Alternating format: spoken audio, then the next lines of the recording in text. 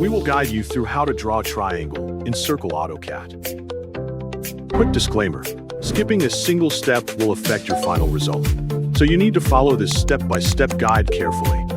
If this guide helpful, don't forget to like and subscribe. First, don't forget to comment if you still need our help or want to ask something, and we will reach you as soon as possible.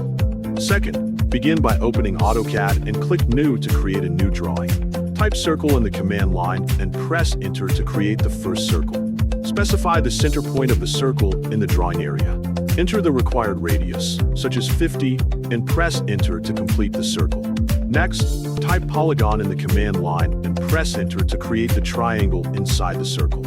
Enter 3 for the number of sides and press Enter. Specify the same center point that was used earlier. Choose the Inscribed in Circle option and press Enter. Enter the same radius used earlier. AutoCAD will create a triangle with its 3 corners touching the inside edge of the circle. Type circle again and press Enter to create another circle inside the triangle. Specify the center point of the triangle as the center of the new circle. Move the cursor toward the sides of the triangle so the new circle fits inside the triangle. Press Enter to complete the second circle. The result will show a triangle inside the first circle with another smaller circle position inside the triangle. If you want to change the orientation of the triangle, type Rotate and select the triangle. Select the center of the circles as the rotation base point and enter the required angle.